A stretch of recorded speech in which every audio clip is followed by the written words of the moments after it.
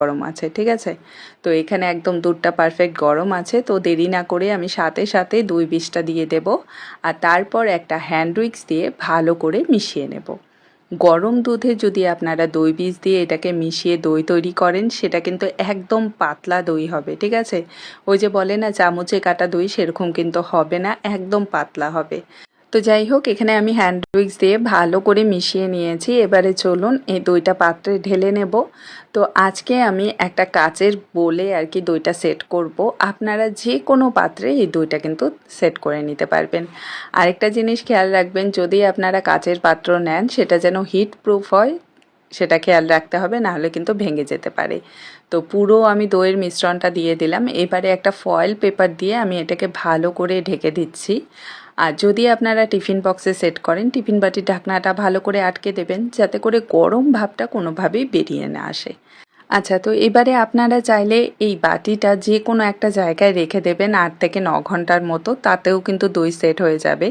কিন্তু আজকে মাত্র 10 মিনিটে আমি আপনাদের দইটা তৈরি করে দেখাবো। তার জন্য দেখুন, এখানে একটা বড় কড়াইতে আমি কিছুটা পরিমাণ জল ফুটিয়ে নিয়েছি, আর এর উপর একটা স্ট্যান্ড বসিয়ে দিয়ে দইয়ের বাটিটা বসিয়ে দিলাম।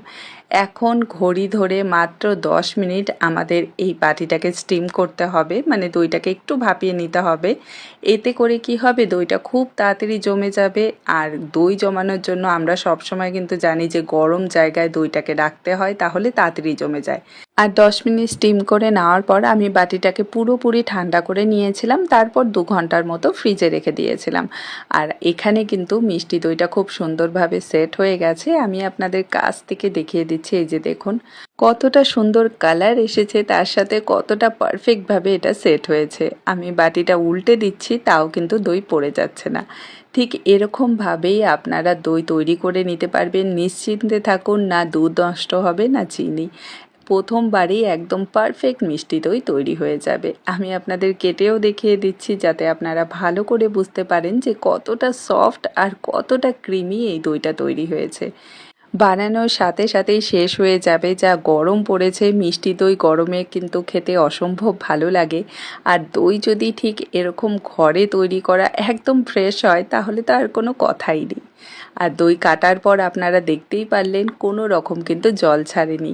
তো খুব সহজভাবে আজকের এই রেসিপিটা আপনাদের সাথে শেয়ার করলাম। আশা করছি ভালো লাগবে। আর যদি ভালো লাগে, আমাকে কমেন্টে জানাতে কিন্তু একদমই ভুলবেন না।